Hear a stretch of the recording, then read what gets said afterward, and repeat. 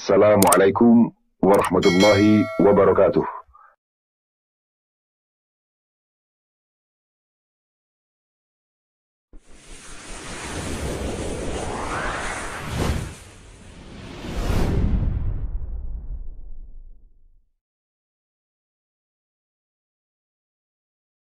ایک چیز جس کی خامی پائی جاتی ہے، وہ اقبال کہتے ہیں نا، مگر وہ علم کے موتی کتابیں اپنے آبا کی جو دیکھیں ان کو یورپ میں تو دل ہوتا ہے سی پارا۔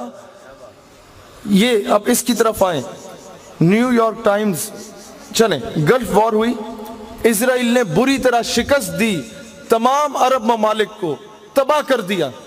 اسرائیل کو بنے کچھ عرصہ ہوا تھا، تو ہوا کیا کہ اس کی جو وزیر اعظم تھی گولڈا مائر، اس سے نیو یارک ٹائم ایک بین الاقوامی سطح کا اخبار ہے، اس کا نمائندہ پوچھتا ہے آپ نے مسلمانوں کو تباہ کر دیا، سب کچھ بیچ دیا، کھانے کو کچھ نہیں تھا آپ کے پاس، اور امریکہ سے اسلحہ خریدا، یہ کہاں سے سیکھا آپ نے؟ اب سنیں، وہ کہتی ہے میں جب رسول اللہ مسلمانوں کے نبی کو پڑھ رہی تھی تو میں نے ان سے سیکھ لیا یہ بات۔ کہتے ہیں کیسے سیکھا آپ نے؟ وہ اب سنیں غور سے، وہ کہتی ہے کہ میں نے یہ پڑھا کہ جب رسول اللہ علیہ السلام نے پردہ فرمایا تو گھر میں چراغ جلانے کو تیل موجود نہیں تھا، لیکن گھر کی دیوار پہ 9 تلواریں لٹک رہی تھی۔ مجھے یہ سبق ملا کہ مسلمان کے گھر میں بھوک پیاس کا عالم ہو سکتا ہے، مسلمان اپنی غیرت پہ سمجھوتا نہیں کر سکتا۔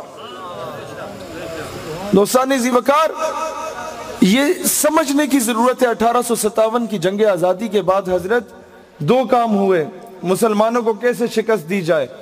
انگریز نے کہا 2 کام کرو، ایک مرزا غلام احمد قادیانی کو انٹروڈیوس کرایا کہ یہ جہاد کی نفی میں کتابیں لکھے کہ دور حاضر میں جہاد جائز نہیں ہے۔ نمبر 1، یہ سب سے امپورٹنٹ کام جو اسے سونپا گیا۔ اور نمبر 2، دل سے عشق مصطفیٰ کی تڑپ کو نکال دو۔ علامہ کفایت علی کافی کو جب انہوں نے جہاد کا فتویٰ دے دیا جنگ آزادی میں، تو انہیں کہا گیا یہ فتویٰ واپس لے لیں، آپ بڑے بزرگ ہیں، ہم معاف کر دیں گے۔ انہوں نے کہا نہیں، یہ محمد عربی کا کلمہ پڑھنے کے لیے پڑھا ہے نا، چھوڑنے کے لیے تو نہیں پڑھا۔ تو ان کے سامنے علماء کو توپوں سے باندھا گیا اور پھر ان کے چیتھڑے اڑائے گئے، دنیا نے دیکھا۔ پھر علامہ کفایت علی کافی سے کہا فتویٰ واپس لو، انہوں نے نہیں لیا۔ اب سنیں، وہ بزرگ تھے، ان کی قمیض اتاری گئی اور استریاں پھیری گئیں، اور وہ استریاں یہ ڈالنس والی نہیں ہے بیٹا میرے بھائیوں، وہ استریاں جو ہیں وہ اس میں کوئلہ ڈالا جاتا تھا، بہت بھاری وزنی، اپنے دادی نانی سے پوچھئے گا، یہ بزرگ جانتے ہیں۔ وہ استریاں پھیری گئیں، پھر مرچیں پھینکی گئیں ان کے، وہ جب چمڑی اتر گئی، پھر استریاں پھیری گئیں، پھر انہیں جب پھانسی کے پھندے پہ اگلے دن لے کے جایا جا رہا تھا، پھر تر و تازہ ہو کے دبنگ طریقے سے جا رہے تھے، اور تب یہ نعتیہ کلامات لکھے تھے کہ کوئی گل باقی رہے گا نہ چمن رہ جائے گا، بس رسول اللہ کا دین حسن رہ جائے گا۔ اس کا پس منظر یہ ہے۔ تو انگریز نے کہا کیسے مسلمان کو شکست دو؟ وہ ایسے شکست دو، وہ فاقہ کش کہ موت سے ڈرتا نہیں ذرا، روح محمد اس کے بدن سے نکال دو۔ اور پھر ان کے بڑے بڑے سرداروں، نوابوں، شیخوں کو عورت اور شراب کا عادی کر دو۔ وہ فاقہ کش کے موت سے ڈرتا نہیں ذرا، روح محمد اس کے بدن سے نکال دو، فکر عرب کو دے کے فرنگی تخیلات، اسلام کو حجاز و یمن سے نکال دو۔ آج یہی کچھ ہو رہا ہے۔ آج ہماری تلواریں ڈونلڈ ٹرمپ کے آگے رقص کرنے کے کام آ رہی ہیں۔ ایوبی نے کہا کہ جب مسلمان کی تلوار پہ عورت اور شراب آ جاتی ہے تو وہ زنگ آلود ہو جاتی ہے اور وہ حکمران بے غیرت ہو جاتا ہے، پھر وہ تلواریں کشمیر، برما اور فلسطین کے لیے نہیں اٹھتی۔ اب میسج کیا ہے آخر میں؟ جو پیغام میں دے کے جانا چاہتا ہوں، جو مائیں بہنیں سن رہی ہیں ان کے لیے بالخصوص کہ آنے والی نسلوں کی تربیت آپ لوگوں نے کرنی ہے۔ اپنے بچوں کو پڑھانا شروع کر دیں کہ بچہ تمہارے ہیروز وہ نہیں ہے جو نصاب میں زبردستی تمہیں پڑھائے جاتے ہیں، تمہارا ہیرو وہ ہے جو محمد بن قاسم 17 سال کی عمر میں ایک بہن کے خط کے پیچھے آ کے سندھ پہ چڑھائی کر چکا تھا، تمہارا ہیرو وہ ہے जो तारिक बिन ज़ियाद की सूरत में जब उसने देखा कि दुश्मन का लश्कर 10 गुना बड़ा है और वापसी का रास्ता सिर्फ कश्तियों के जरिए जाना है, तो उसने कश्तियां जला दी और शहादत को मंजूर करने का फैसला किया, पीछे रुख करने का फैसला नहीं किया। तब जाके जिहादी औलादें पैदा होंगी। और तुम्हारा रोल मॉडल वो सलाहुद्दीन अय्यूबी है कि शाम से मुसलमानों का काफिला जा रहा था। अब देखें, इस्लाम अमन का दर्स देता है, मैं वो पैगाम देना चाह रहा हूँ। और फिर गैरत का दर्स कब देता है? शाम से मुसलमानों का काफिला जा रहा था तो उसे सलेबियों ने रोक दिया, ईसाइयों ने, और मुसलमानों को तजलील का निशाना बना के उस सलेबी जनरल ने कहा कि कहाँ है तुम्हारे नबी मोहम्मद, बुलाओ उन्हें तुम्हारी मदद के लिए आए।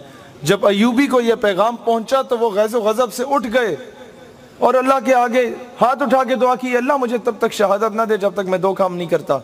नंबर 1, जब तक मैं बैतुल मक़दस फतह नहीं करता, और नंबर 2, जब तक मैं उस गुस्ताख से बदला नहीं ले लेता, तब तक मुझे मौत ना दी।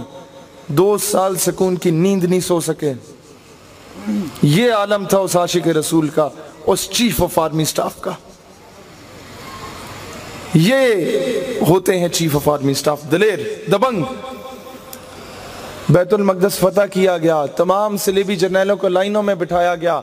इस्लाम क्योंकि अमन का दर्स देता है, इसलिए तमाम सलेबी जर्नैलों को पानी पिला के अपनी अमान में ले लिया गया। लेकिन साथ ही साथ इस्लाम गैरत का दर्स भी देता है कि जब उस सलेबी जर्नैल को देखा जिसने गुस्ताखी की थी तो अय्यूबी फिर उठ गए गुस्से से और कहा, तो वो तुम थे जिसने कहा बुलाओ अपने नबी मोहम्मद को, लो देखो रसूलुल्लाह ने अपने गुलाम को भेज दिया।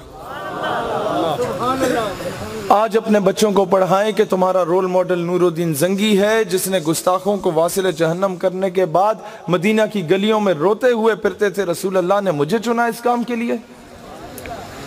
इसीलिए आज अगर चाहते हैं कि दुनिया में इज्जत से जिएं, दुनिया आपको भिखारी ना समझे, दुनिया आपको कमतर ना समझे, दुनिया आपको अपना गुलाम ना समझे, तो उसका एक ही हल है, अपने बच्चों को अपने असलाफ के बारे में पढ़ाएं।